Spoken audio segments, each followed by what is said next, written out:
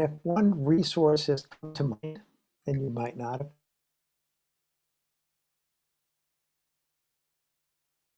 experienced the felt sense of it, what it means for you and how to. And to do this, you might sort of 3 or 4 different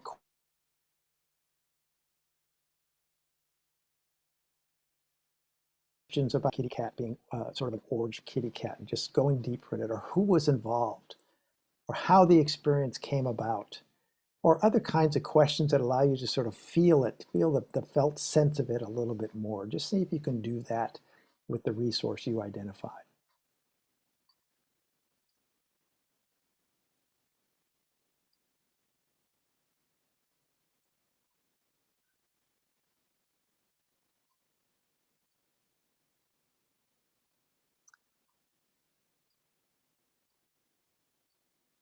Then, if you're willing, scan your body and notice any sensations that are present as you brought the resource to mind and tried to sort of go a little deeper and really feel the felt sense of that resource. Just sort of scan your body. What do you feel? Without trying to change anything, without any particular right or wrong feelings, just what's there right now.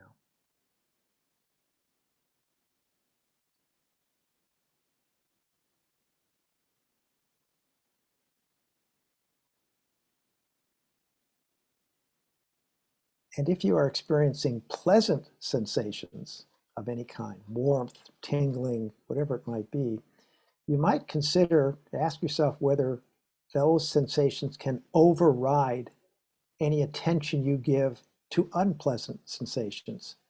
Our fear and alarm center in our brain, as we talked about last week, naturally will draw your attention to pain or too much heat or whatever it might be, because that's the fear and alarm. That's the survival center of the brain. So it's trying to make sure you're okay. So can this felt sense, bringing a resource to mind and really seeing how you experience it, can those pleasant sensations that might be there, can they help override those unpleasant sensations? And if that's the case, this might be a resource you can use at any moment when you're feeling stressed, when you're experiencing any kind of distress. Sort of bring to mind a resource and then go into your body and see what happens when you think about it and go deeper into it. So we're going to practice resourcing a couple other times today. It's just, again, a simple self-administrable skill, and anybody can practice it. And you can make this age and culturally appropriate, and we'll talk about that as we go on. So what I like to do now is to just share go into breakout rooms. And if you're willing, please share just in very simple words how you feel right now, what's going on with you today, right now. What stood out about last week's session to you, and who you shared that information with, and any outcomes that emerge after talking with a few people, or questions that emerge, questions you might have now.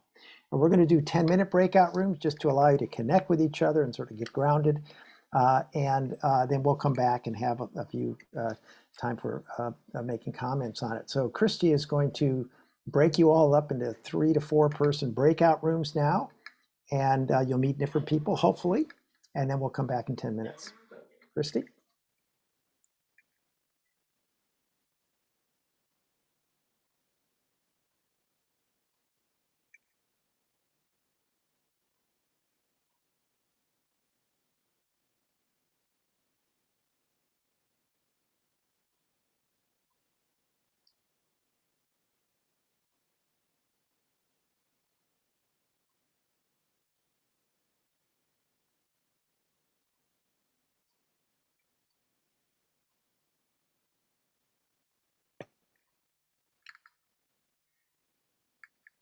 I see Stacy's not in a breakout room yet.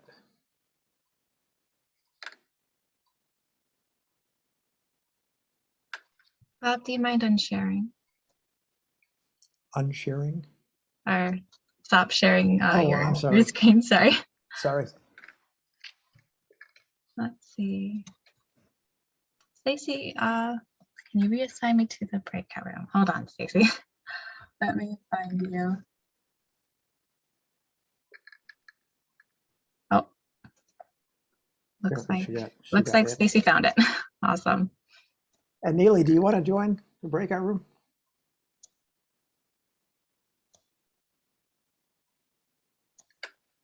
Yeah, Stacy, you can go to room 10 if you like. There are only 2 people there. Yeah, that'd be great. 2 people's a little minimum. Okay, I was just checking which one. I'll join that right now. I have to answer an email real quick, Bob, so I'm gonna go off for a little bit. I'll be back in like a couple minutes. No problem.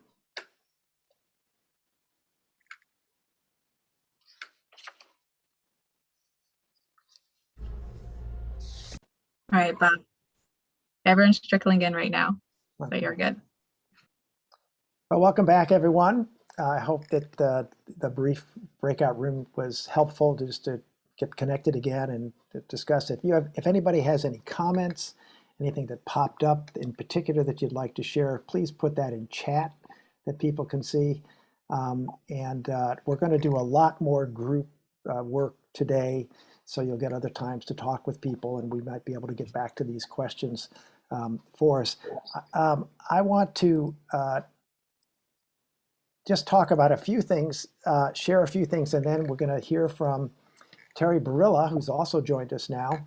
And so I just want to do a brief summary of what we talked about last week, and that is that to understand that the widespread elevation of the stress hormones we see today that are leading to these widespread mental health and psychosocial problems, they're the result of interacting what you could call biopsychosocial, economic, built environmental forces.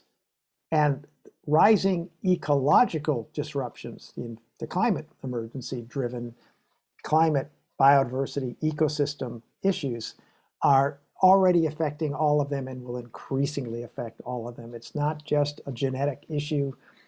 It's all of these factors affect people. And consequently, the climate emergency requires us to redefine what we mean by mental health and psychosocial problems often.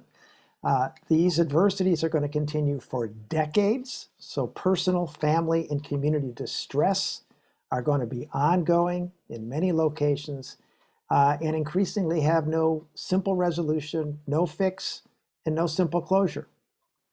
Millions of people are going to feel hopeless. We already see that in the work we do, and I'm sure the work you do. You could call this spiritual distress, loss of spirit for life. And that hopelessness is at the root of many mental health and psychosocial problems. If I don't know what to do, I feel hopeless, I think I'll take it out on somebody else, or I'll take it out on myself.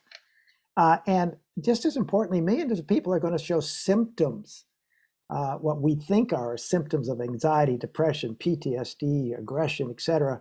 But in many cases, these are going to be normal reactions to dysfunctional external conditions, not necessarily what we now define as symptoms of pathology. And therefore, the climate emergency also requires us to redefine how to prevent and heal those distresses and traumas. As we talked about last week, where they're going to remain very important to assist people who still can't function or at risk of harming themselves or others, clinical treatment and direct service programs cannot address those challenges coming our way. They can't even address the number of challenges we face now because they only assist a small number of people, and they only assist them after they show symptoms of pathology.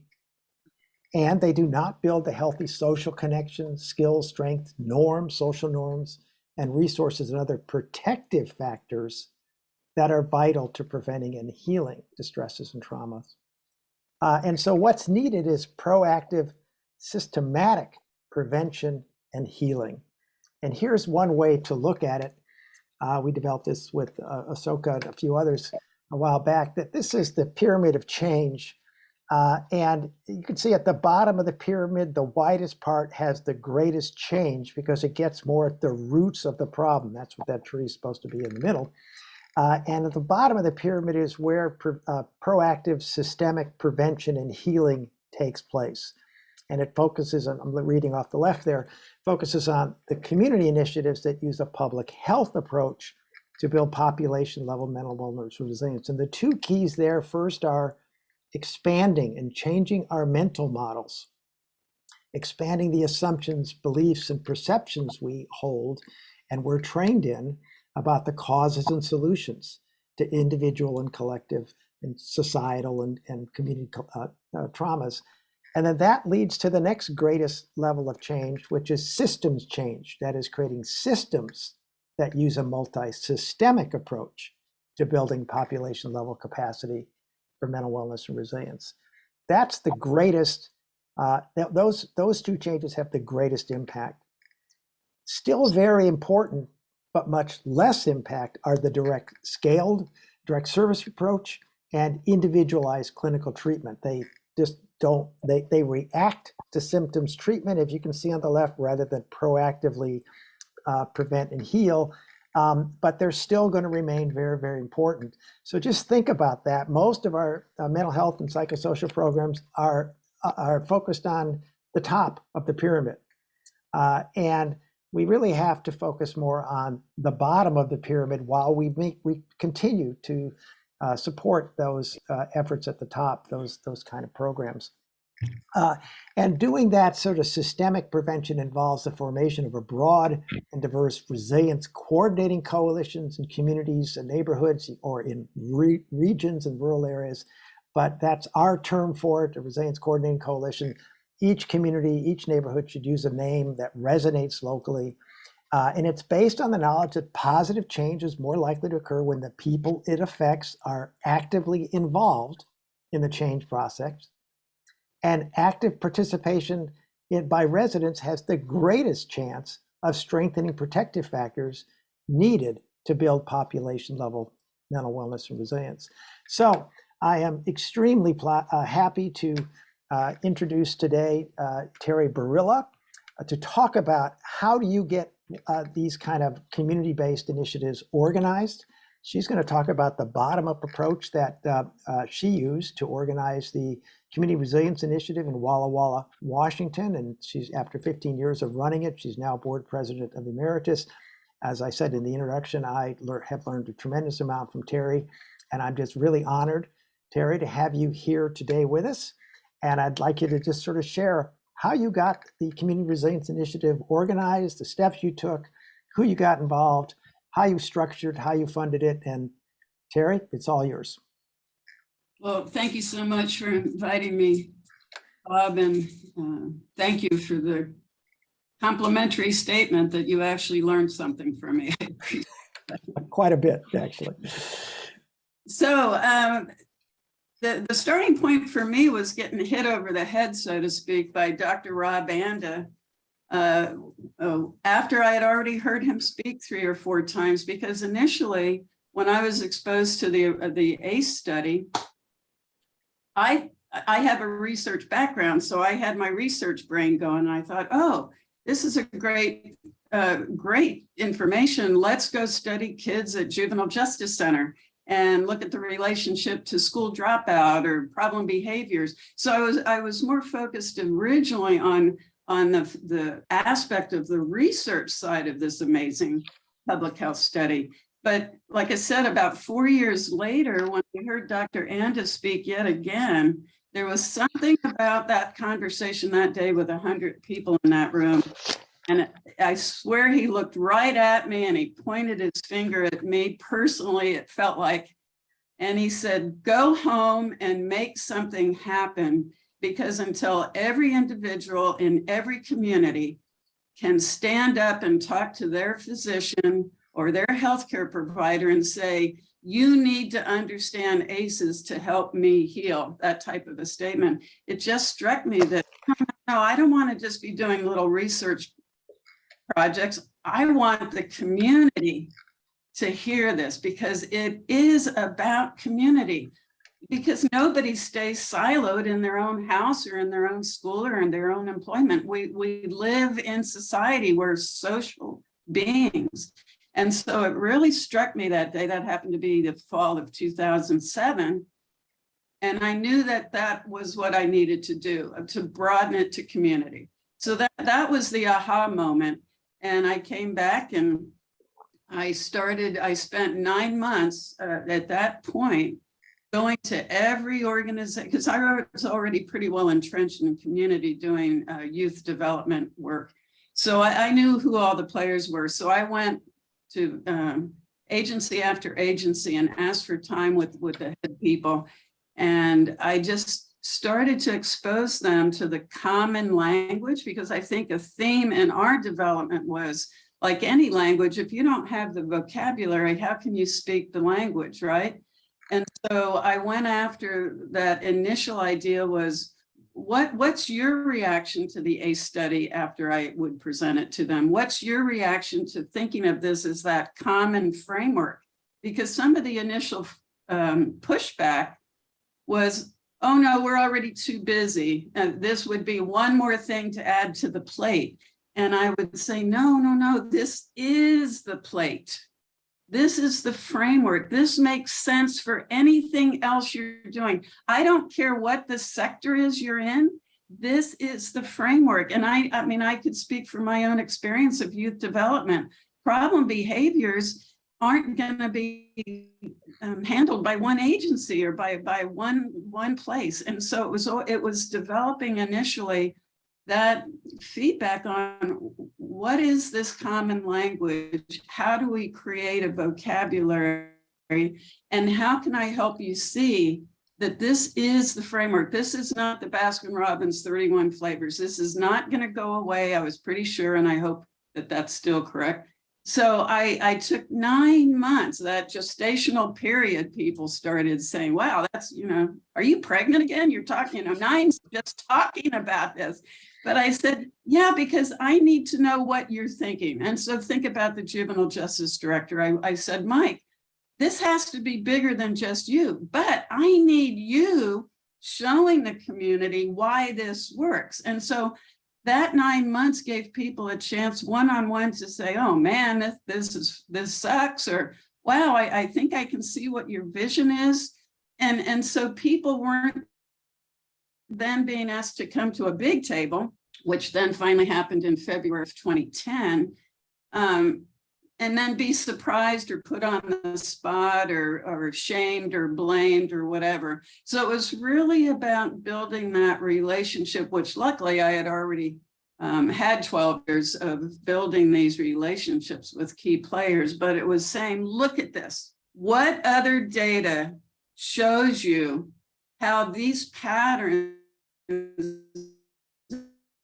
end up developing over time that create these problem behaviors that you're trying to solve? So I belabor that point, but I think it was a really important one, that common framework, that universal framework, regardless of what hat you're wearing, and just listening so that I could help people see. Like one of the early childhood leaders said, you're trying to take over our work. I said, oh my gosh, the last thing I want to do is take over early childhood, but I want you to be comfortable building this into your work because you're pivotal in these early years. So it was a chance to let them yell at me or tell me I was crazy or, call me stupid, whatever they wanted to. Well, maybe not stupid, but persistence, because everybody had their idea of what this might be. And that's where you get off on the wrong foot if you don't have that common language. So that was that initial work, so that when we did come together, all of that had been pretty much ironed out, or at least addressed and discussed. So then we were able to really look at what was that vision for our community. And we agreed that simple language, create a community conversant in the ACE study and in resilience, because from day one, I knew this could not only be about the adversity, because nobody only lives in adversity either. And we learn the strategies and the capacity for resilience as we move through the adversity. And one parent in particular, my dear friend, still to this day, she got in my face one time and she said, Terry, you make me so mad. I said, why do I make you mad? Tell me, Annette, what's going on? And she was brave enough to say, well, you run around talking about resilience like we all understand resilience. And I've never even heard the word other than to look it up and see what that says. What are you telling me as a parent about that word? And I said, okay, thank you. This is groundbreaking. Thank you.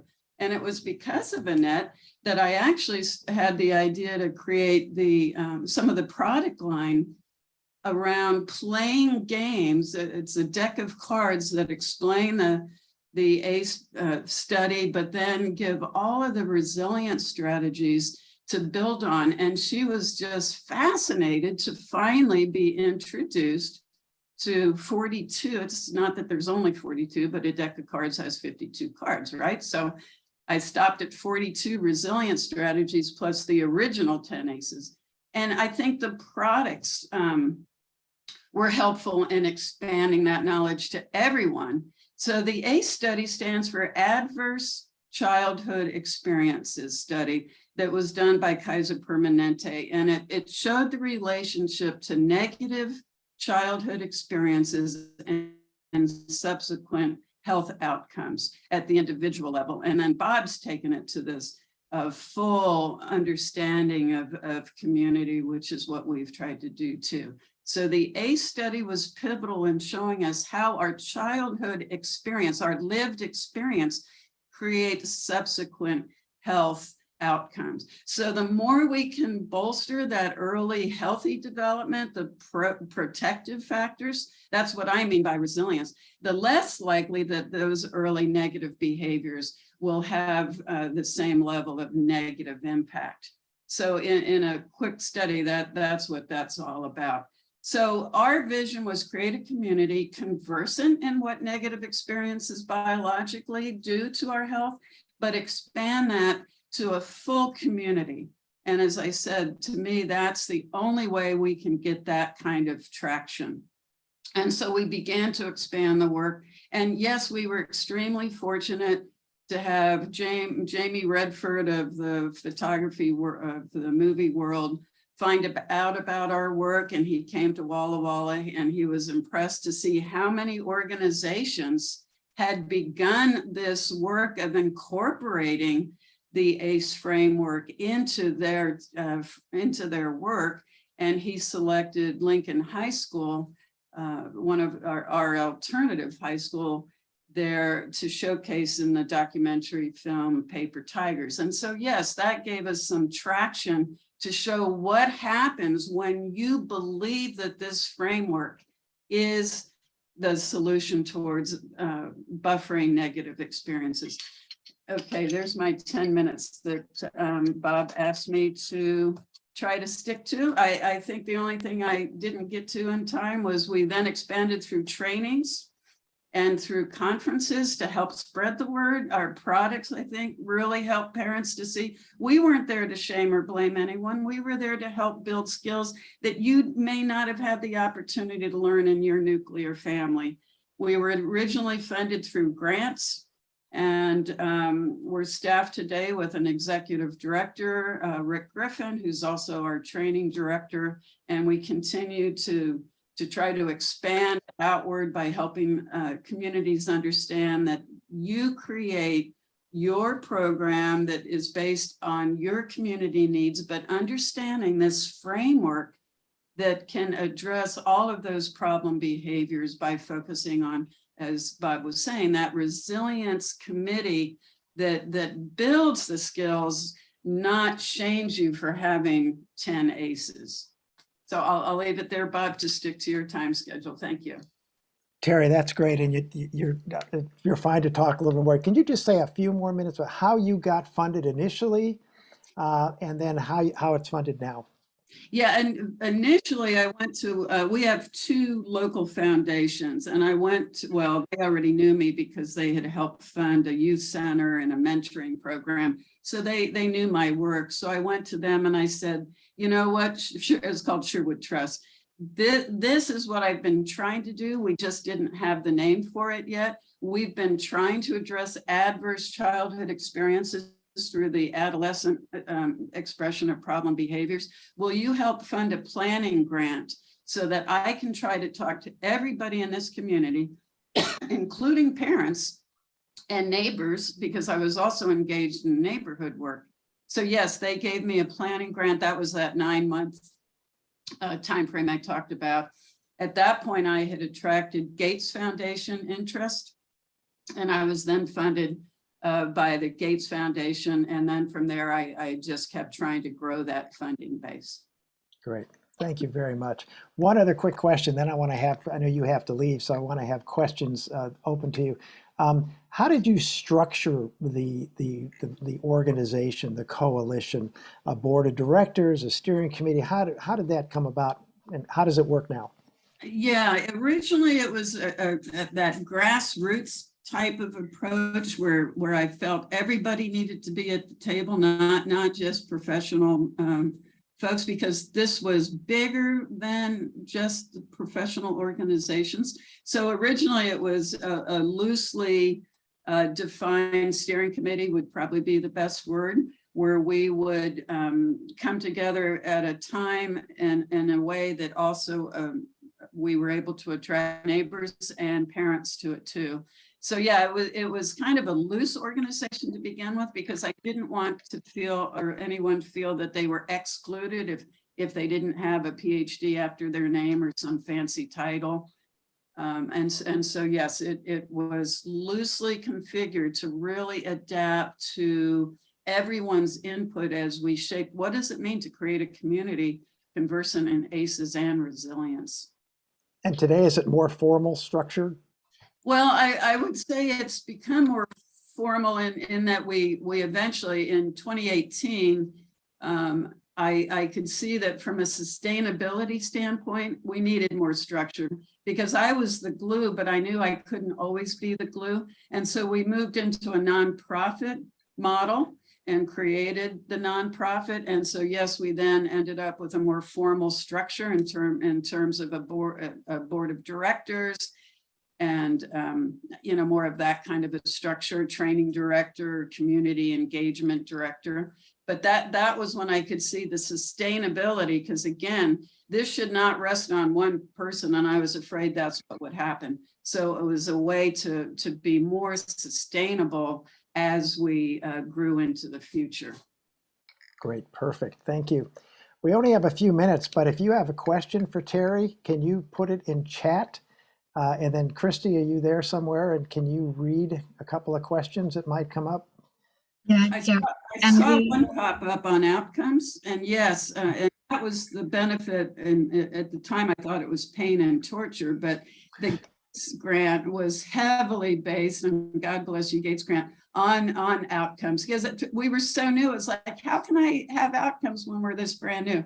But in that process of shaping outcomes, it really helped me to, again, look for the even though it's hard work, what are we trying to do? How will we measure it? And so we came up with several factors. We were particularly interested in parents because of the intergenerational transmission from parent to child. We were particularly interested in schools because that's where the majority of time with kids is. And then I was particularly interested in neighborhoods because I already had spent 4 or 5 years of my life in neighborhood development. And I wanted the neighbors in on this. I wanted neighborhoods to feel engaged. So yes, heavily into the outcomes, and I think it served us well. I think that's what attracted James Redford to us. We could show what we were doing. It wasn't just good talk. And yes, our products are on our website, which is criresilient.org, but maybe you could share my website with folks. Yeah, we'll do that. And I think I saw one more. Can I share the Gates outcome? Is that what that one said? It flashed up too fast. The specific measures. Excuse me, go ahead. Sorry. It says, please share the specific measures for the Gates grant, if you recall them. Well, that I gave the 3 major categories. So for parents, we tried to measure we did measure the increase in their understanding of what that word resilience meant, in terms of they could demonstrate how they were using one of those strategies in their home that maybe they were not familiar with prior to. They were able to speak a more common language as they were working with their children. So yeah, it was typically around demonstration of how resilient strategies then affected either their relationship with their kid or within the classroom settings. Great. Let's take one more. I see one more. Christy, can you read it? Yes, Zan asks, did you approach neighborhood leaders with a simple email introducing the idea of a resilience coalition, or was it brought up in a different context? That's why it took 9 months. I wouldn't ever do anything by email because it's too easy to blow that off. And people know me, and I tell this quick little story to wrap up, because, well, I think it's effective. Mike Bates again, he was a long-term partner with me, and one time we were being interviewed on our outcomes by doesn't matter, but a big evaluation firm, and they would interview some of these folks, some of the leaders, and Mike said, look, you know, I've learned a long time ago, if Terry says, I want you at my table, you might as well show up, because she won't leave you alone till you're at that darn table of hers. So what? Persistence, and I mentioned this in the quick breakout, that persistence pays off, that personal attention, because we don't live by email, right? We live by personal relationships. So I would never try to start anything like this by email, other than to say when we're meeting. I think that one-on-one, and everybody told me, they said, thank you for the time to be able to bitch and moan, because I would never have been this open with you if we were in a meeting room with 35 of my colleagues, but I needed to tell you this or ask you this, and thank you for taking the time. So yeah, it was a huge benefit to take that kind of time in person so that people could get comfortable. And I was glad they knew I wasn't going to go away either. Well, great. Terry, thank you so much. I remember you have to run, but again, your program, the CRI, has been just one of the leading initiatives around that I've seen and learned a tremendous amount from you. And I think a lot of people now are learning more from you today. So thank you very, very much for joining us today. Well, thank you for the opportunity, and thanks everyone. I wish you well. And just remember, it's a journey, not a sprint. Okay, and just stay at it. Keep going. Great. Very much. Thank you. Bye-bye. Bye-bye. We're going to hear from Terry, from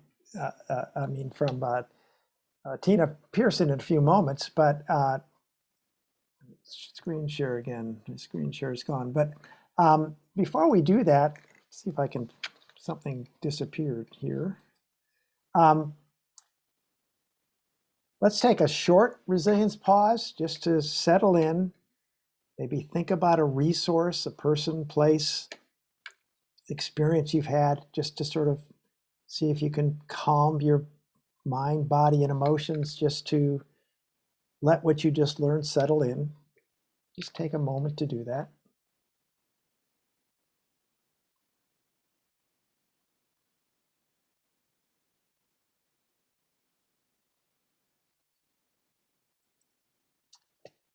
And then I'd like you to just to think about, if you are already part of a community coalition, a neighborhood coalition, is there somebody else or some other organization you can invite to join, learning, hearing how Terry approached it. And if you're not part of a coalition, who can you talk with about forming one? So here's 2 ways to do this, and we'll just take a few minutes to have you just sort of write down some notes if you're willing.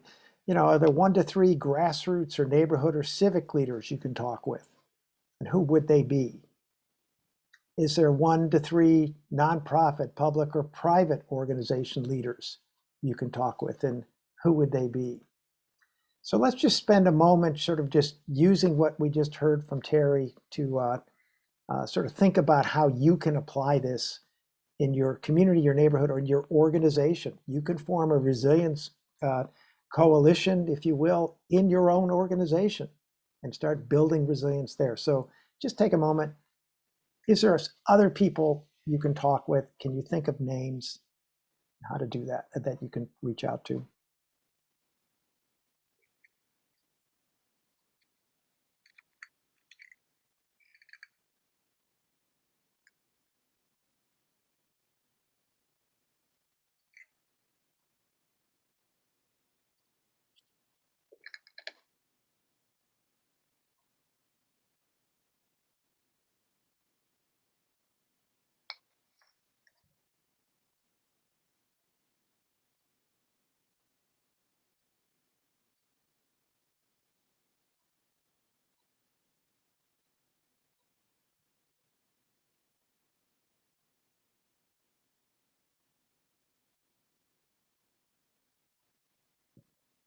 Okay, this is something you can work on. Now I want to offer another approach, a different approach to organizing a local coalition. This is organizing it with the support of other organizations or outside groups. And I want to introduce Tina Pearson, who's the Executive Director of the New Hanover County Resiliency Task Force in North Carolina. And I know she's done some great work there. And so, Tina, are you there? I'm going to turn it over to you. I am. And Bob, am I able to share my screen? I did put together a little PowerPoint. Oh, great. Yeah, just can you give her access, Christy? Screen share. Yes. Let me make you co-host. Yeah. And I promise not to share Looks anything. like you're looks like you're already co-host actually, Tina. Okay, it just came up. So here we go.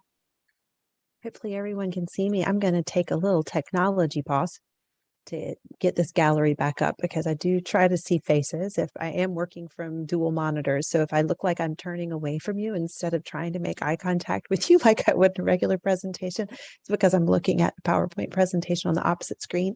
You should see a photo of me and a photo of my lovely colleague, Javane Skipa at this point. And so is my screen showing? We got if somebody could do a thumbs up, great. Yes, All yes, right. you're Well, doing my name is Tina Pearson, and I am the director of the New Hanover County Resiliency Task Force. And I am blessed to also work with Javane Skipa, who is our assistant director, with a focus on working in equity, education, and engagement. And we are also both blessed to be in a community that has been able to find funding so that we can have 2 full-time staff members here to support the work of around trauma and resilience in our community. But I have only been here for about a year, just over a year.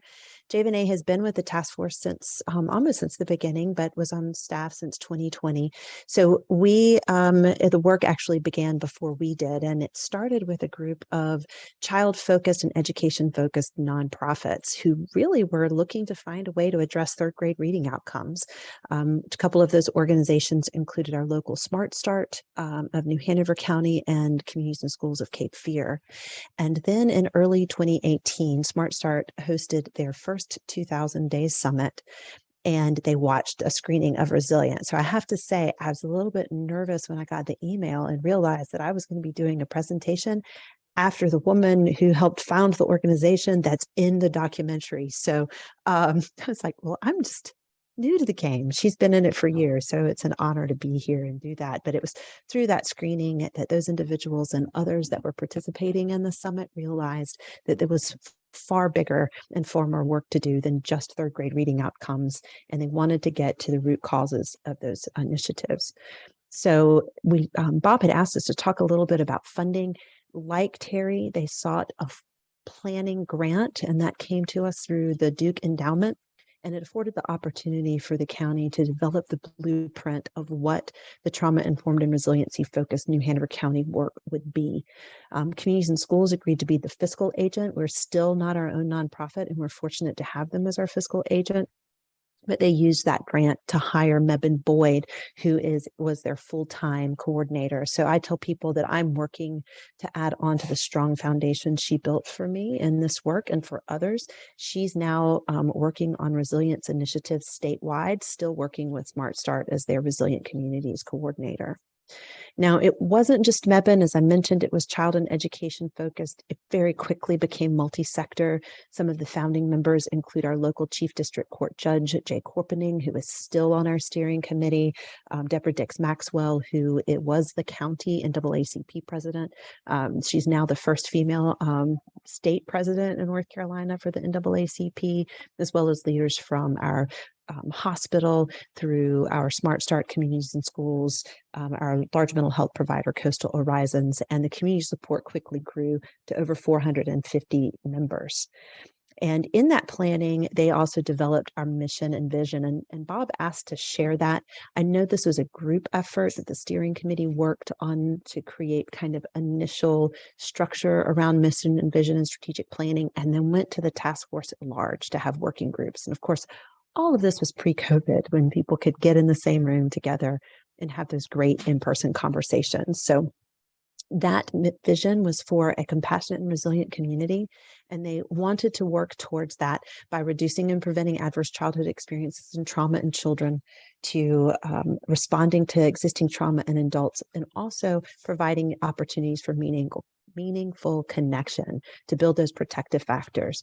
But it wasn't just those things. We work to educate not only about what adverse experiences are and how they impact our personal and public health, but also to train people on resilient skills and help to heal through that. We use the community resiliency model, which we were using earlier today. We also advocate for systems and organizational change, and our connections goes a little bit more into our structure, not just for individuals, but also the organizational structure we have. This isn't a formal structure. It's still very loose, and it gives us that flexibility that has worked well for the organization the last 4 years. So we have a multi-sector steering committee, that there are representatives on that committee from all, if you look at that structure, those are all subcommittees. We have 8 different subcommittees representing the sectors, with individuals that work within those sectors, that are just interested in those sectors, or work in an organization that touches all of those sectors. And it's grown to these 8 subcommittees, and we meet with them every month. And we develop projects around that people can work together. We share information so they can collaborate with each other. And then Javane and I report out to our steering committee and get their feedback and guidance to help keep us on track, and confirm that we're on track and what their vision is ultimately, for what the work needs to be done, for the work that needs to be done. I'm watching my time. We also did strategic planning. This all took place in 2019. And through that process, they developed what they called a roadmap that would ultimately be based in that education component and training first priority providers, with the idea that if providers are trauma informed and trauma sensitive and resiliency focused, then they will better serve their families, their community, and their clients, and it will begin to permeate through the community. We've just put in a request for some funding to help us refresh our strategic planning. When I came on board, Javane said, we found, instead of a winding road, it's more of a highway with roundabouts and clover leaves, that there isn't just one path to an end point, that you're looping around and coming back around and U-turning, to get into the different aspects of your community as more people learn about it and want to become part of the work. Some key initiatives over the years, most of these happened prior to my coming, but in addition to that planning grant, they received a large grant for the Department of Public Instruction around school safety, and they used that to train 29 community members to become trainers of the community resiliency model, developed a plan for a trauma-informed schools pilot. By the time COVID happened, they had 10 schools who had gone through the training part of the pilot, and as you know, in your communities, a lot of this went by the wayside because they just needed to stay above water. But we are fortunate to have a steering committee member who works within the school system, and they're continuing to work to move towards trauma-informed schools system-wide. We participated in a program with the National Center for Disaster Preparedness after Hurricane Florence, which was just devastating to southeastern North Carolina, and served as the lead for the Child Welfare Subcommittee in the New Hanover County Disaster Coalition. New Hanover County was selected as one of 7 communities to participate with the Duke Center of Child and Family Health on a trauma-informed communities project that just came to a close. And we're all very sad about it because it was amazing. So learning from other people at the forefront of the work. And we've since become an NC Child advocacy hub.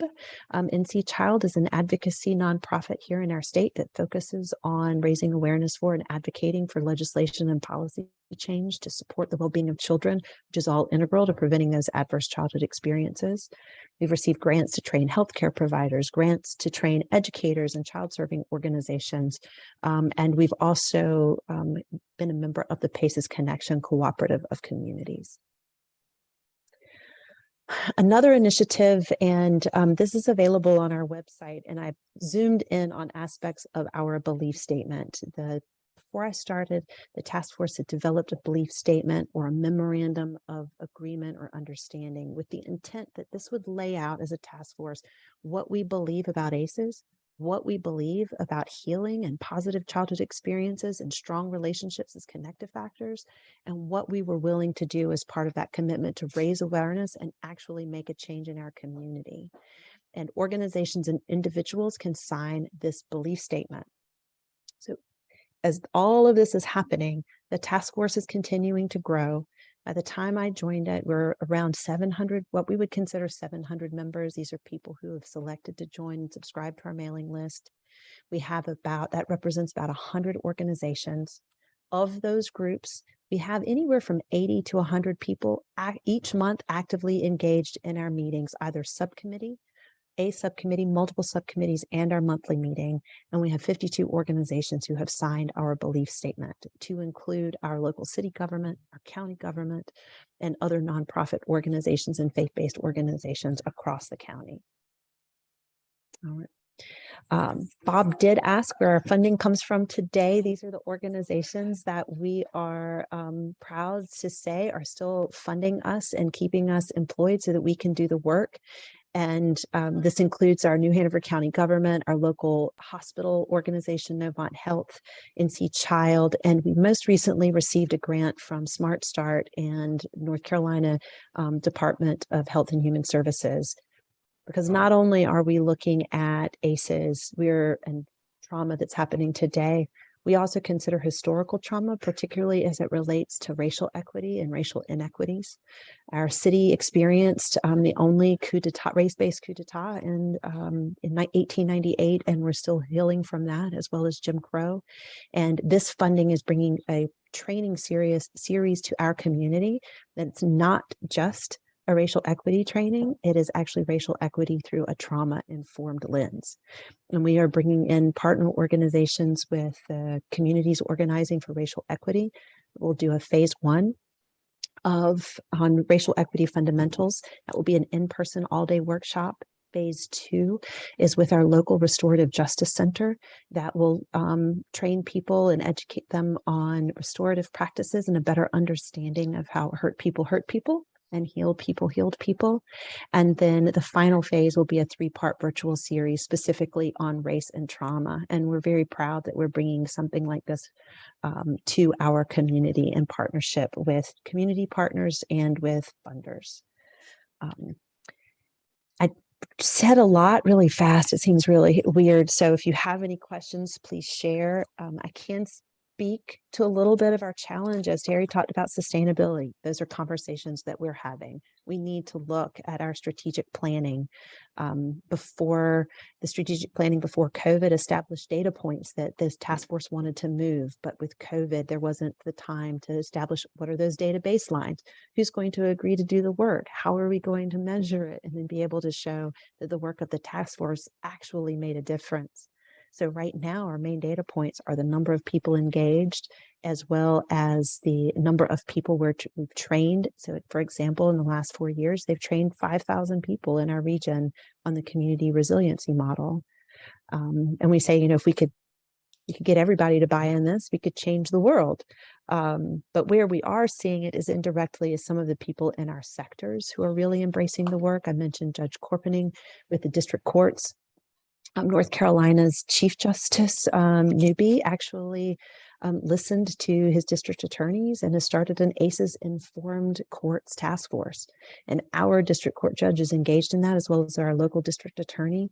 And they're now doing initiatives that are starting. He says he has to pinch himself to believe it's true. So for example, all new judges in North Carolina starting in 2023 as part of their onboarding training will receive a full 6-hour course on what it means to be a trauma-informed judge at the bench. And they even now have an ACEs informed bench card that they're not just giving to judges, but also to magistrates and clerks and others who are coming into contact with people in their court systems and really are making what we think will be big system-wise changes for the state of North Carolina, not only for our county. So I will breathe now. Thank you. Well, that's been great. Thank you so much. We have a couple other questions if you have a few more minutes. Sure. First of all, I want to say, can you send me your slides, and Sure. I will then, and is it okay to post them and allow everybody to have access to them? Sure. Great, we'll do that. Yeah, I just see that Christy responded. Chris, do you want to read the question from Becky? Sure. Becky asks, is there any data on impact on juvenile crime related to your work? We don't have any, and I don't have any off the top of my head. Some of that would be great if I had that from Judge Corpening. He would speak to examples that he's seen in his own court. But we are just recently, one of the big changes, it's not a data change, but it is a policy change. People involved in our work, he included, advocated for raising the age for being tried as an adult. And so it moved up. I'm going to look to my left because Javanae is here in the office. It went from 15 to 17 for trying as an adult, Javanae.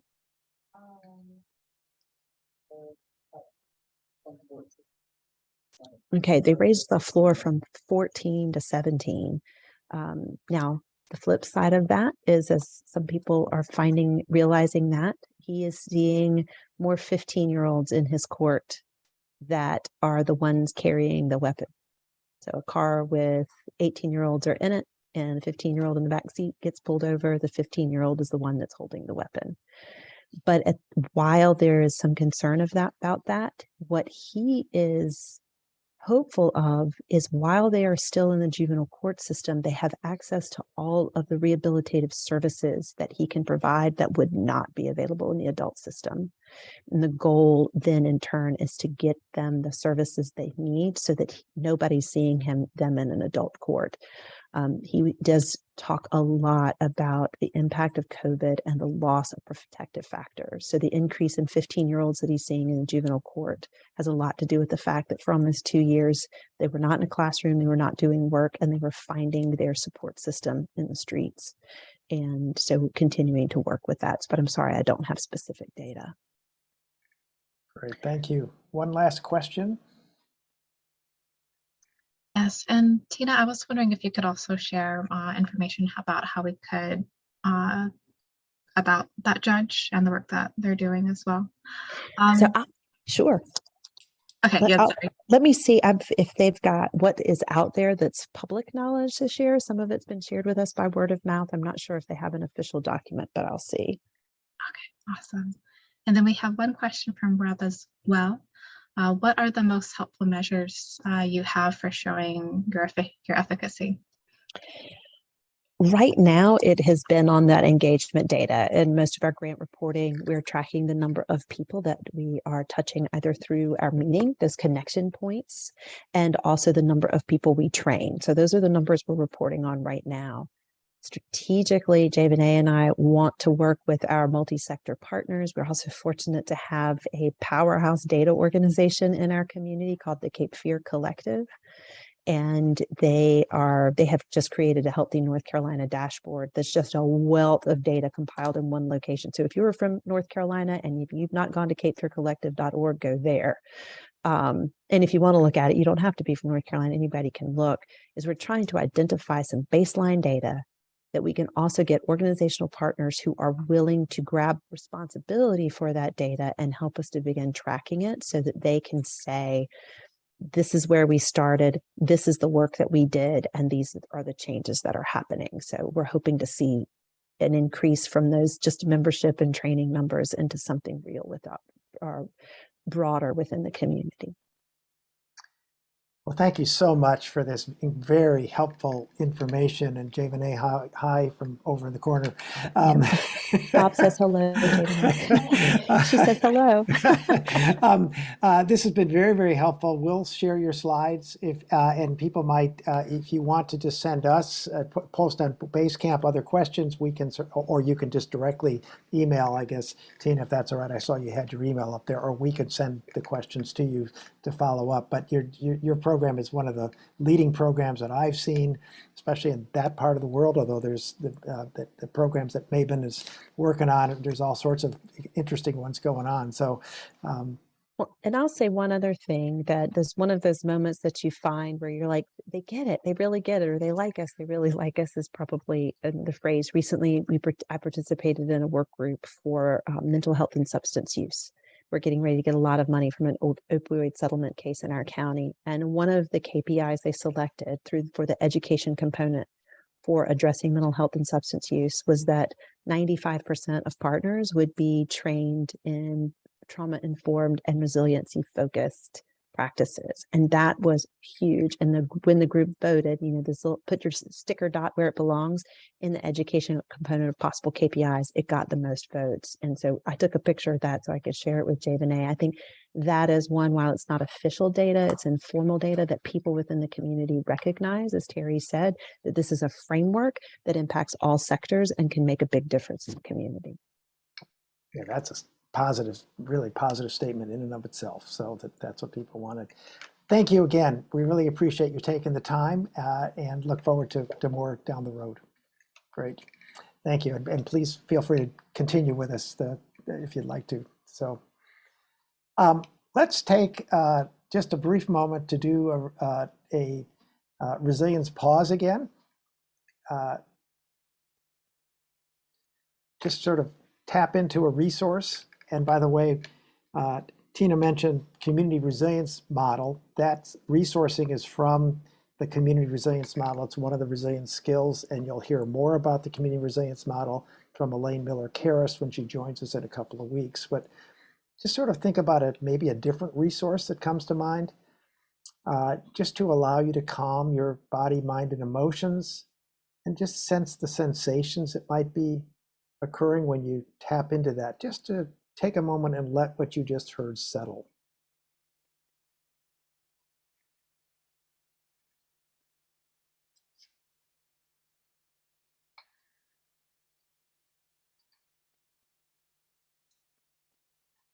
Is there a person, an experience, a thing, a place, or a memory that makes you feel calm, pleasant, peaceful, strong, or resilient?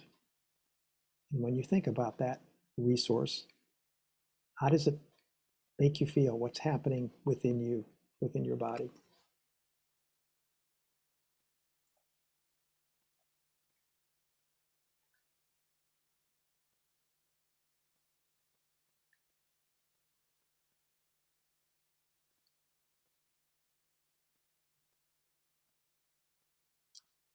Then if you're ready, just come on back to the group.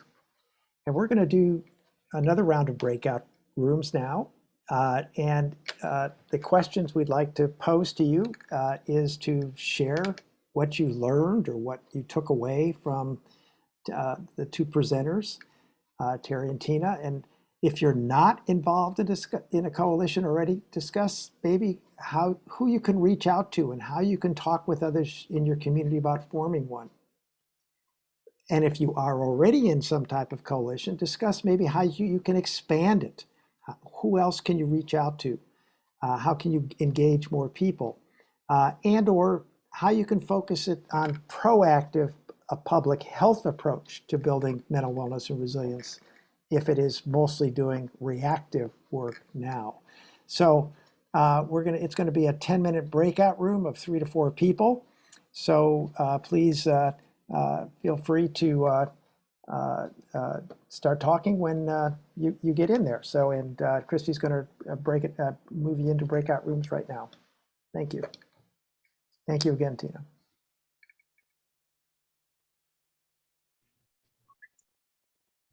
Everybody back now? Yep, everyone's back. Great. Okay. I don't know what happened to my document here, so we'll stop.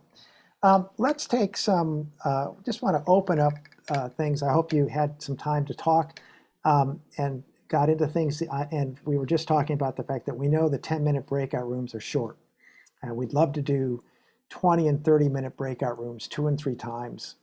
But a 2-hour session doesn't really, isn't very conducive to that. So what we'd like to do now, though, is if somebody from each of your groups or some of the groups would like to share the issues you were talking about, that was more important, questions that came up, particular points that really seemed important, please raise your hand if you know how to do that on the bottom. And Christy is going to try to unmute you, and you can ask that question to the whole group and people can meet you. So anybody have anything they'd like to willing to share questions that came up, key points, something that stood out from the presentation and or your conversations? I believe Vivian was first, followed by Becky. So one of the things for grant funding, one of the things that I was questioning is about like website traffic and email listings and things like that. Has anybody ever been asked that in this domain? Because I have in other domains had to, given those KPIs of how many, how much activity. Has that ever been a question? Does anybody have any response to that? Anybody done that? Anybody want to share their perspective on this? Maybe offer it if you, because there's other chats there, but the hand's raised, but is there, you can put a comment in chat if you have it. So. Okay, never mind. State the question again, if you would, please. So I'm a retired computer programmer, and I'm pulling this into this realm, thinking about website interaction and email listings. Has that ever been a statistic that a grant has asked you for? I see. I personally have not had that experience. I see Tina Pearson, it says, I watch our grant engagement, but haven't been asked to report on it, our email engagement, excuse me. And Laura says they're not in our community context, but yes, in university grants. So University grants. Okay, cool. Thank you. yeah, so that's, Chris, do you want to, next question? Yeah, Becky, go for it. So this is also about sort of grant deliverables. It surprises me that folks have been getting grants that don't ask for deliverables around not just outputs, but outcomes, including sort of, reduced incidents of discipline for children or reduced involvement in the criminal legal system, that sort of thing. And I'm wondering if anyone who's in the community of practice has been required to have those sorts of deliverables, because I expect in Texas, if we're going to get funding, that's the kind of thing we're going to have to show. Thank you for that question. If anybody has a response, put it in chat, and then we might open it up. But my first reaction to that is that takes time. And so you have to share, you develop a relationship with the funder and tell you the first, let's just talk about, did we do what we said we're going to do? And we'll measure that. Then a couple of years later, a year or two later, then we'll start measuring those outcomes. And usually most funders, my experience has been that they get that. That is, they have to understand what you're trying to do and, see your goals, But anybody else have a different experience with that? We have some comments from Lisa and Lynn. You want to just read those, Kirsty? Go ahead. Yeah, I can. Lisa says, and I'm so sorry if I'm pronouncing your name wrong, our group noticed that the organizations we learned about today were started by folks and or organizations that are already pretty well established in their fields or communities. Oh, I'm sorry, Lisa, I didn't realize that was a question. Yeah, sorry. Sorry, let's move to Lynn. As a funder, we have required outcomes like that, but in recent years, the data are complicated by lockdowns and bail reform. Yeah. And don't worry, Lisa, we'll keep your comment for after. And then Tina says, most of our recent grants have been training grants. So our deliverable has been number of people trained. The deliverables you mentioned are definitely long-term and difficult to achieve in a short-term grant. Right. That makes sense depending on what grant you get. So I hope that helps some. And so can we go back to Lisa's?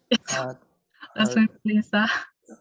I already read the first half. We were curious about how someone who isn't well established would get their foot in the door for starting an RCC. Well, anybody that has a comment that please share it in chat, but my comment is that for Terry Birilla was not established as an RCC at all. And so she was working, actually, she didn't get into this, we didn't have time, but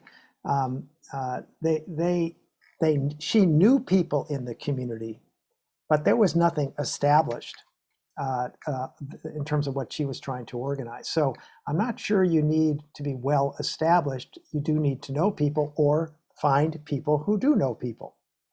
And that's what you want to start that networking for, talking to other people in the community who do that. So most of the resilience coalitions that we've looked at and talked with really start with that kind of grassroots bottom-up approach, and then find organizations to connect with that really have the access to many other people in the community, that those new ideas are brought to them and then they expand it. So I see a couple of comments. I see Tina, I'm not sure if that's one, but Tamara also has one. Christy, you want to try to read that one? Yeah, I believe Tamara's question is in response to the previous one. And grants I have managed for this work have accepted process outcomes as well as outcomes related to substance use. Great. We want everybody to keep on their toes to go back and forth between different questions, you know, so. Is there any other broad question, any other comments that came out of the chat, out of the breakout rooms that anybody want to raise a hand at all on anything?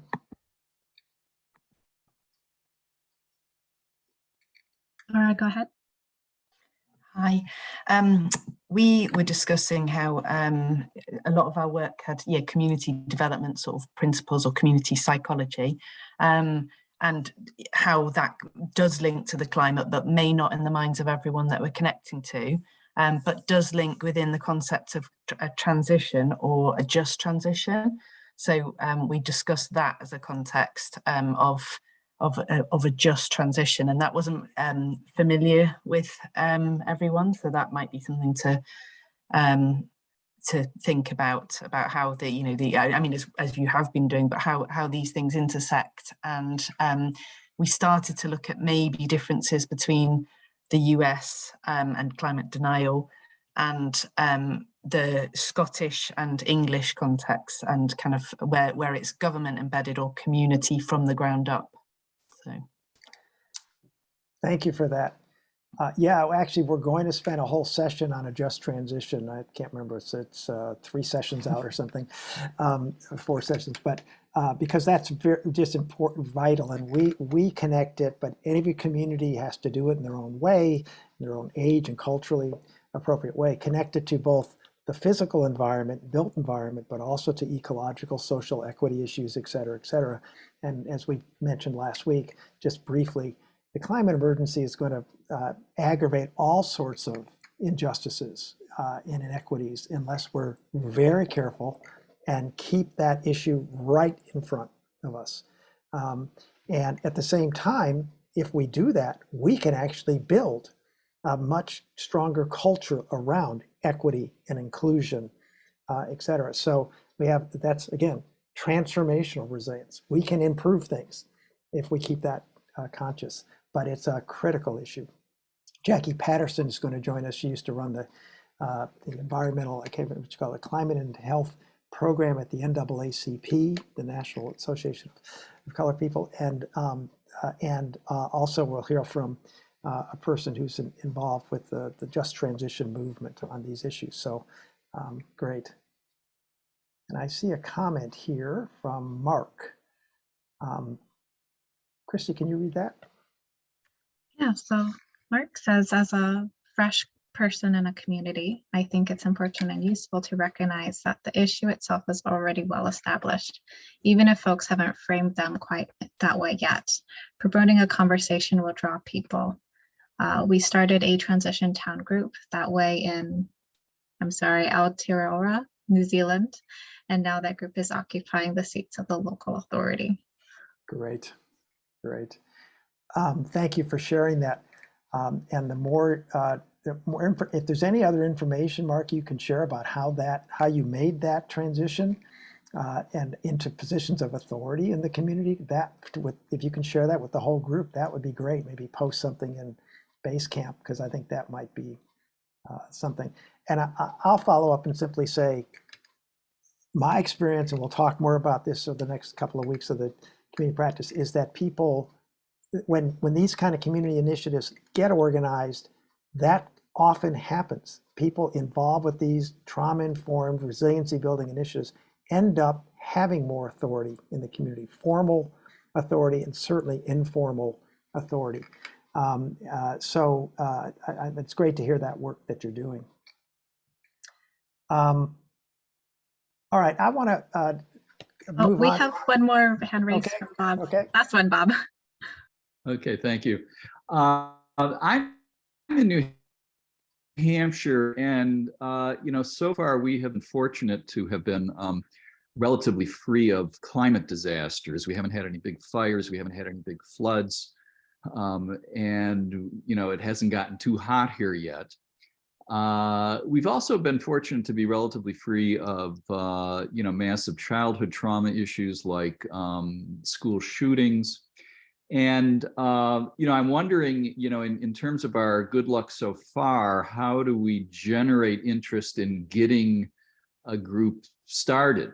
How do we get people aware of the fact that this is something that they need to be doing and need to be thinking about? Great question. Thank you, Bob. And nice to see you. Anybody have any reaction to that first? Please share it in chat. And I'll offer my 2 cents. And that is to identify, and I'm sure you know this already, but what are the key issues that people are concerned about in New Hampshire? What's on their minds? What are their priorities? And start from there and connect them to the extent that you can to mental wellness and resilience or to trauma, and help people begin to see it. But start with, and often they're, tabletop issues, kitchen table issues that people are most concerned about. How do we get more jobs? How do we get more paying, et cetera? That's often how new initiatives begin, and especially new initiatives where you can't talk about climate change. We'll share more of those down the road. In some communities, that's just off the table politically. But people are concerned about maybe opioid addiction or job issues or something going on with their schools. And you just start there, and you help people learn about how to build resilience for those issues and connect it with mental wellness and resilience and avoiding other problems, and it can grow from there. That's been my experience. We'll get more from that. I see a couple of comments. New Hampshire is going to have climate refugees. So that's something to plan for, and that might be, so how do people feel about new people moving in? How do you build resilience for that right away? So everybody, and I see other comments in there, lots of different email comments or chat comments. So great, and we're gonna have the chat recorded for you, and we'll put it in Basecamp, and if you don't have time to read them all, you can do that. So if it's okay with everybody, I'd like to spend the last 20 minutes that we have here or so just going over some of the key points that I think you heard from the presenters today, just so everybody is on the same page. First, before we do that, I was going to do this at the start of the session today, but I just wanted to share this, but I knew Terry had to leave early, so we started earlier. Here's a 6-step framework you can use for organizing and operating a resilience coordinated coalition for the climate emergency. You can organize this in different ways if you want, but I just wanted to share this. Step 1, get organized by forming the RCC and clarifying its mission, values, and operating principles. That's what I want to talk about here in just a second. And step 2 is then, once you've got a group organized, begin building community capacity for mental wellness and transformational resilience. That's what we're going to focus on next week. We're going to have 2 different speakers who talk about how you can begin this activity. How do you engage people? And one option is to begin with healing events. And if you're working in a community that's been traumatized by either disasters or violence or other kinds of issues, that people can't focus on anything else now. The climate emergency is the least concern on their mind. So begin by helping people learn how to heal those events. And if that's not the case, if you're working in a community, maybe it's New Hampshire, that doesn't experience that, you can go in and engage residents in asset mapping and developing a community resilience profile. We'll learn more about those two next week.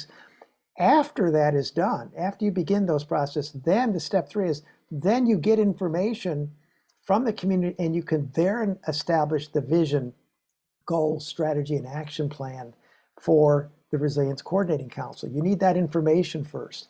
And that action plan in some way needs to, our experience and research shows it's got to focus on those 5 core areas. And you heard from both Terry and Tina that building social connections across boundaries is just one of the most vital ones. And by the way, the last 5 sessions of the community practices, we're going to go through each one of these in specific, these foundational areas with presenters who are deeply involved with them, just like today. So how do you build social connections across cultural, geographic, racial, and cultural boundaries? Also then, how do you build that supportive physical, built economic and ecological conditions? That's the just transition. How do you develop mental wellness and resilience literacy? You heard that from Tina, but also I know Terry's program does a lot of that, helping everybody learn resilience skills, et cetera. But you also engage residents in fostering activities, specific types of activities that promote mental wellness and resilience. And on top of that, especially as the climate emergency worsens, you want to make sure you establish ongoing opportunities to heal trauma that are not clinical treatment, although that's part of it. And once you develop that strategy with those 5 elements, this is again specifically focused on the climate emergency, then you want to implement it and you continually track progress, measure what's going on, and improve. And then the last step is plan for the long term, that sustainability issue you heard from Terry and Tina. We'll talk about that too. So with just a few minutes we have left, just any thoughts, anybody want to comment? If you're involved with a coalition or even just an organization, and you have examples of how you in your coalition established a mission statement, a vision of success, the core values, the operating principles, the goals or objectives, please share that.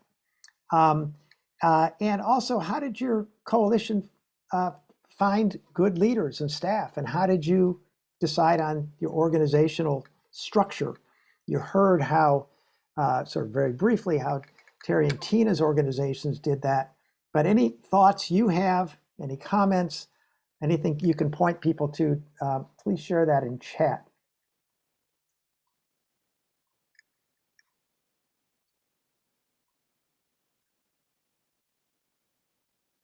And as you do that, I'm going to go on and talk about the specifics. So let's just maybe start by any comments on how you developed a mission statement. That's the first thing your group, your coalition should think about doing.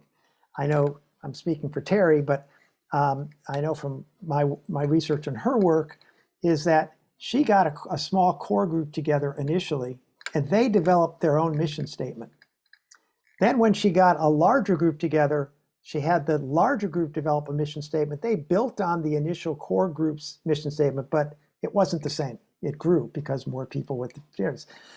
And so to develop a mission statement, the key is for the RCC, the members, to answer some basic questions. For example, what are your top concerns and priorities? What are the top concerns and priorities of local residents? That's what I was getting at, Bob, and I comment on your work. How are they connected to mental health and psychosocial spiritual problems? And how are they connected to the capacity for wellness and resilience during adversities? And how can you help residents address their needs, those concerns, priorities, in ways that strengthen their capacity for mental wellness and resilience? That is, strengthen those protective factors. And also, how will we operate to achieve those goals? Those are the questions you ask when you try to think about developing a mission statement. And the answer should be You write them up into 1 to 2 sentence long action-oriented statements that describe the purpose and goals of the RCC, who will engage, and how you'll implement those goals. And it should be sort of big picture, just talking about the future, but not pie in the sky. So just another example, the Terry Barillas Walla Walla Resilience Coalition, their mission is inspiring healthy communities with science-based insights in order to promote and cultivate resilience. The mission of the Whatcom County Family and Community Network, which is in Washington State also, and you'll hear more about later in the community practice, is to promote the well-being of children, youth, and families by convening and supporting communities to build their capacity. So they're trying to figure out, in 1 to 2 sentences, what those issues are. Once you do that, you develop a vision of success. And a good vision statement should be written in the present moment, but be forward-looking. And like a mission statement, it should be written as a powerful, unequivocal description of the ideal conditions the RCC wants to achieve. And it should be inspirational, the vision, and create a vivid picture in people's minds of why your coalition's work is so important, but not pie in the sky, something practical. So again, just a couple of examples. The vision of the Whatcom Family and Community Network is a thriving community built on equity, social connection, participation, and opportunities. And you heard what Tina said about the vision of the New Hanover County Resilience Task Force. It's a New Hanover County becomes a compassionate and resilient community. And the vision of the climate resilience communities, which you'll hear from later in the community practice and operates in southern region of San Francisco Bay, is dedicated to serving underrepresented people through empowering community voices to implement climate solutions that bring about unity and resilience. That's their big picture vision, to serve underrepresented people and empowering them to implement climate solutions that bring about unity and resilience. And after you've identified that vision, you've created that vision, and by the way, these all continue to change. As you go down the road, 6 months, a year down the road, new people will join, more experience of the RCC, new experiences you had implementing programs and practices. You'll learn more and people come back and change them in a year or two. But after that, you want to see if you can identify some core values.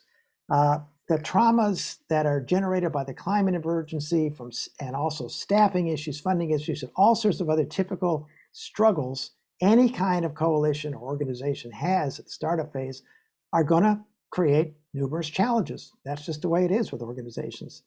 So to ensure that you make wise and skillful decisions during these challenging times, it's very helpful after you clarify the mission and vision to create a clear set of core values. And not only does it help you with decision making, does this decision meet our values or not? It also attracts additional participation because people become motivated because of the values you represent.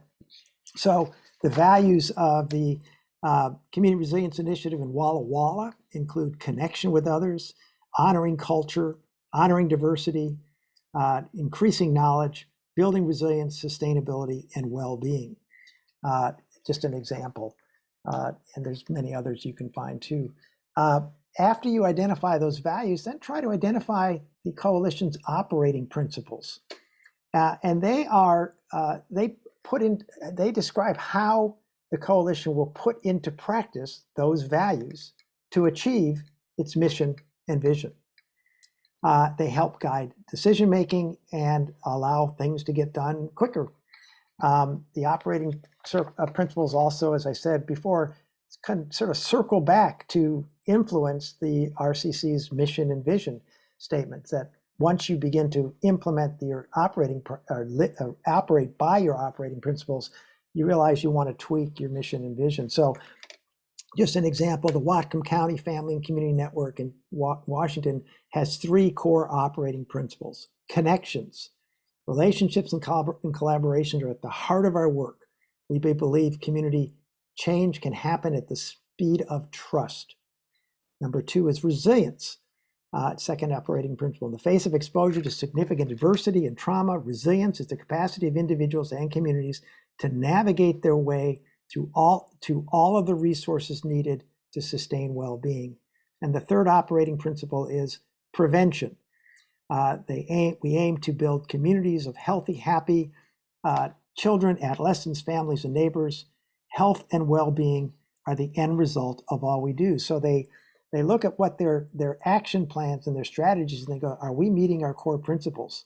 Are we doing enough connection? Are we focusing on prevention enough, et cetera? Very powerful. Then you identify the core goals. And the goals are the primary outcomes you want to achieve, the coalition wants to achieve. The goals provide a sound basis for planning, implement, and evaluating the coalition's activities. When goals are agreed upon, then everyone can more easily understand what the coalition's trying to achieve.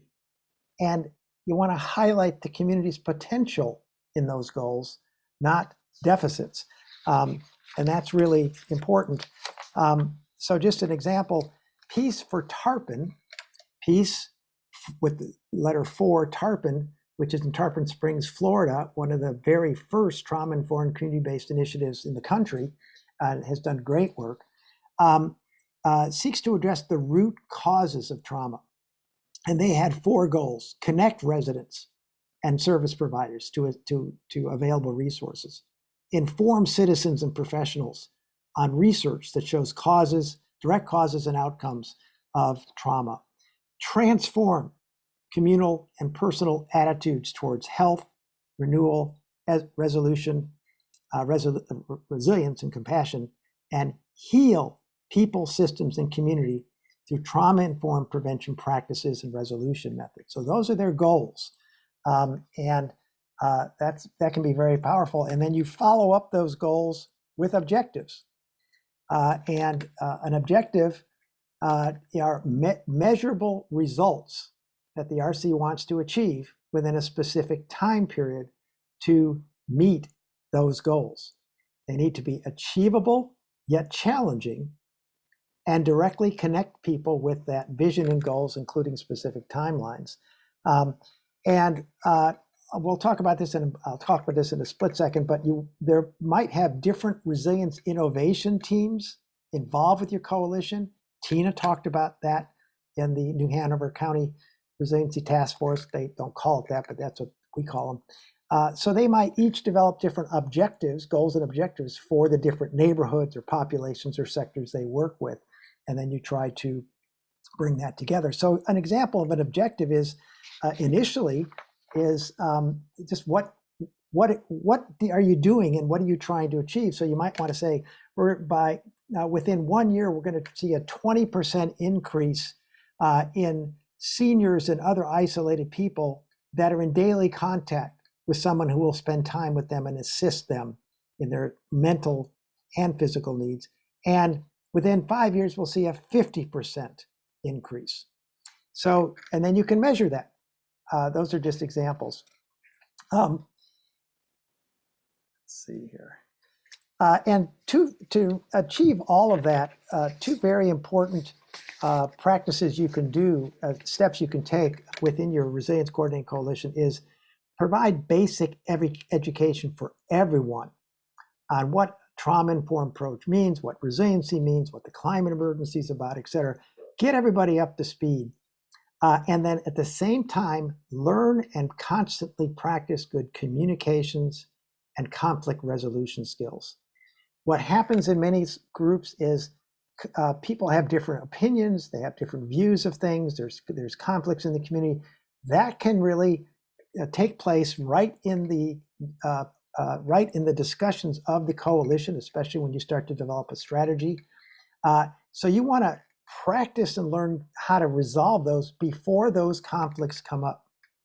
So you're ready when they happen. So constant practice of good communications and conflict resolution skills through games that you can play, et cetera, are really, really important. And a couple other comments on finding community leaders and staff, then I want to take some questions. It often, as Terry said, they operated sort of very informally initially. Most of the coalitions that I have worked with and know, they do work with very informally with sort of the people who originally tried to start it being the original leaders, and because others aren't committed yet or have other things they have to do. But as you do this, keep an eye out for grassroots leaders, neighborhood or organizational leaders who are natural leaders. And that is, they are often not the loudest, the most vocal or visible people, but they are inherently participant servant leaders who are respected by others and people respond to them. Those are the people you can then reach out to and say, would you like to work formally in some way with our organization? And that's really effective. We talked about an organizational structure. You heard it from Tina today. Usually it starts off pretty informally, but after a sufficient number of organizations and individuals get involved, you need to often develop a more formal structure. It can be a steering committee, board of directors, an executive committee. And also because there is no single group or organization that can assist everyone, trying to organize resilience innovation teams should also be a priority. We call it well-coordinated decentralization. I think the New Hanover County Resiliency Task Force has this down pat. We really learned it from them. So you have a steering committee, that's the inside group. But outside, you got all these different organizations and groups working with different populations. They try to provide that information, what they're doing, who they're working with, et cetera, to the coalition, to the steering committee, so everything sort of keeps coordinated. So I'm going to stop there. Any questions, thoughts, reactions to what I just shared? We have just a few minutes for a couple of comments. If anybody, if you want to raise a hand, if you have a comment, question, Christy can call you out, not call you out, call on you. Any questions, thoughts, comments on that process that I described or what you heard today?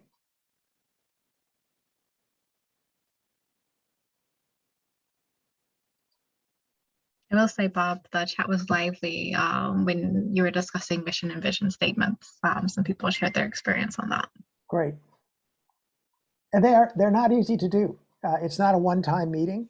It usually takes a number of times, and you develop a mission statement and you let people think about it for a week or two or three, and you come back and you change it. And as part of that, you might want to, if we talked about this earlier, develop an elevator speech, a quick 1-minute talk where people who were involved with developing the mission statement and vision can describe that to other people. And when you do that, often it really helps you develop a better, clearer mission and vision statement. And then when you share it with others and get feedback, you often find that there's ways to improve it even more. So I think that thinking about how to, Terry Barilla would have told you that they kept developing and changing their elevator speech many, many times as they did it. Any other comments? Let's see. Yeah, I see something from Paces Connection. They have a good thing about how to start these coalitions. Absolutely. Other final comment. Lynn made a point that sometimes those natural leaders that you mentioned in your presentation may not necessarily want to collaborate due to concerns about credibility and community, especially when you're collaborating with partners in other government settings. And Lynn says, I want to give them resources and keep our names out of it, but we can't do that so easily. Yeah, I would say those aren't the leaders you want then. I think you need to look at other leaders. So I just want to close by just asking you to sort of think about what you learned. How can you apply this in your neighborhood, your community, in your organization? And as you do that, thank you for completing the evaluations from last week. We'll send that, they're going to be posted again right now, I think. Neely's going to do that, and we'll post it in Basecamp. Also, please fill that out. Suggested homework. Practice a resourcing resilience pause once a day, and or try to teach it to someone else. And please share what you learned with someone else, and discuss how it could be applied. If I said, think about an open session. That is to say, we've got the schedule of the community practice sort of set so you can learn about these different issues, but an open session, we can just, people who are interested can get together and talk about topics that you raise, that participants raise, put those in chat, and we'll see if we can find an open session. They're just some other time besides the Tuesdays. The next session is next Tuesday, same time. And again, it's going to focus on how to begin building community capacity for mental wellness and resilience. Matt Erb with the Center of Mind Body Medicine, and Vici, who's the co-founder from Rural Opportunities Initiative, are going to join us. They're great, interesting presenters. And with that, I want to thank you all for joining us, and we look forward to seeing you next week. I wish you all a great week. Take care, everybody. Thank you, Bob. Take care. Thank you, everyone. Thank you. Mahalo. Thanks, Bob. Thanks, Thank you everyone. all. Thanks, Christy.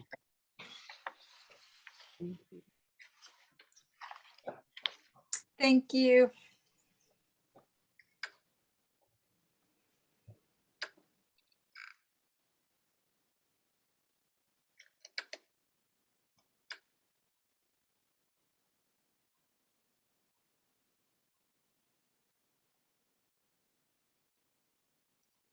See, a few people are still on. If you can sign off, we're going to have a debrief afterwards here.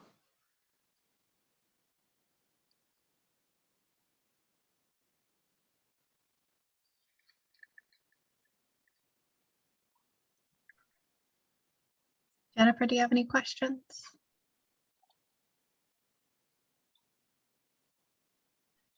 We're having problems. Unmute. Jennifer, if so, I'm going to put you in the waiting room. Okay, there we go. Never mind. There we go. Okay, great. I think Jennifer has some challenges. Yeah, how to get out of this thing. Thoughts, comments, reactions? Jess let us know that he's in a long meeting, but we'll send us the attendance recording in chat when it's done. Okay. But yeah, I thought that went really well. I don't know if you can see it, Bob, but while you were doing your presentation, people were engaged in the chat as related to what you're doing and sharing resources and how they did stuff.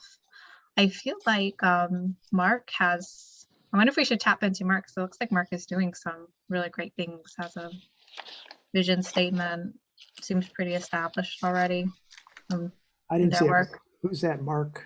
Who is this, the guy in up in Canada? Mark Salt Spring. Yeah, that's Salt Springs. Yes, okay. Yeah, we were just there. I didn't meet him though, but well, that's what we hope the open sessions can do. Just allow people to share this and have an, with no agenda, just share stuff, and other people who want to can join. And it's just hard to do that during one of these sessions. If this was next year with the community practice, we could do that. But now we're going through and wanting everybody to get this information. Once they get it and the people just want to learn from each other, then that would be great.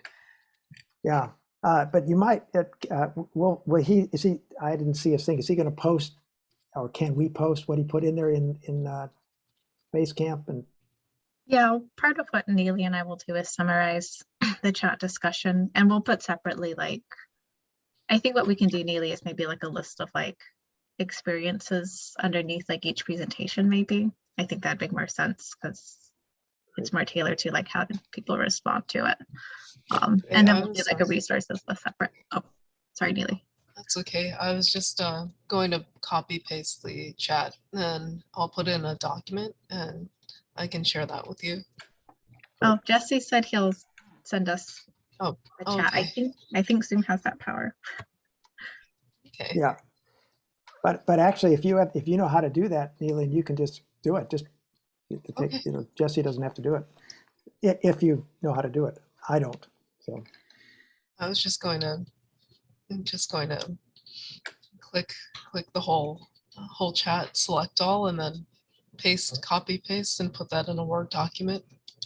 And I was also wondering, should I go through the recording and post the answers for each question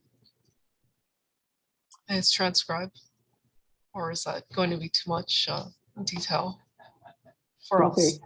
don't they? You mean questions that were or answers that were in chat, or?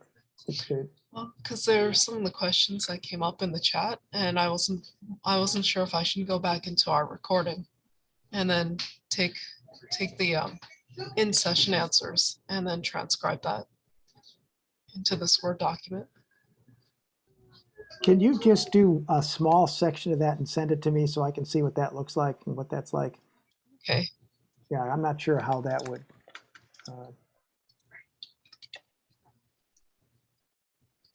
That would work, but if it works, that could be fine. But also, I don't know how much time that takes too. Yeah, I think that might be a lot as Yeah, well. yeah. Well, Knowing that they of also have access to the recording. yeah, okay, because I thought as a reference document, but since they'd have access to the recording, I guess that would be enough. Yeah, that's enough, I think. And they'll have the chat because they'll see those comments so they can put it together. Okay. Any other thoughts, comments? How do you feel, Bob? We're at session 2. We Well, had our first 2 speakers. Yeah, I knew these 2 speakers would be great. And Terry had to go to a doctor's appointment. Otherwise, she would have been on longer. And I'm glad to see all the activity in chat and stuff. And that's what we want. And I know every time we do this, there's not enough time to interact and not enough time to ask questions. And it takes people a while to even think of the questions, let alone ask them. And so we just try to do what we can do, give them as much time to interact as we can in different ways, and then offer and I'm going to put something in Basecamp about the open session now, so that, and usually with these, we have at least 2 that come around about every other week. Sometimes we've had 3, and they go for about an hour. And we usually get about a third of the group show up who are interested in that topic. But it depends on what time zone they're living in and all that. So that'll be one other opportunity for people to share, talk, meet each other, etc. Awesome. Yeah, I think that'll be a nice balance for they'll be able to engage more freely and more informally. Right. If it was a pure community practice, that's all we do. People would basically share their work and talk about it, et cetera, et cetera. And this is sort of a hybrid between a training program and a community practice. Yeah. Okay. So let me know if you have questions, anything comes up, and we'll look forward to posting all this stuff in Basecamp. Again, the more you can do links and one posting, the better. But clarify it in the heading what's in there, and we'll keep communicating during the week as needed, and then see you next week. Sounds great. And Neely, I can take the lead on doing the notes this week. Could you, since you took the lead last time, could you send me your notes and I'll write them up and I'll send them to you for drafting? Yeah. Okay. Okay. Awesome. Thank you guys so much. Thank you both. Thank You're doing a great job. Good work. Thanks. Take care. Take care.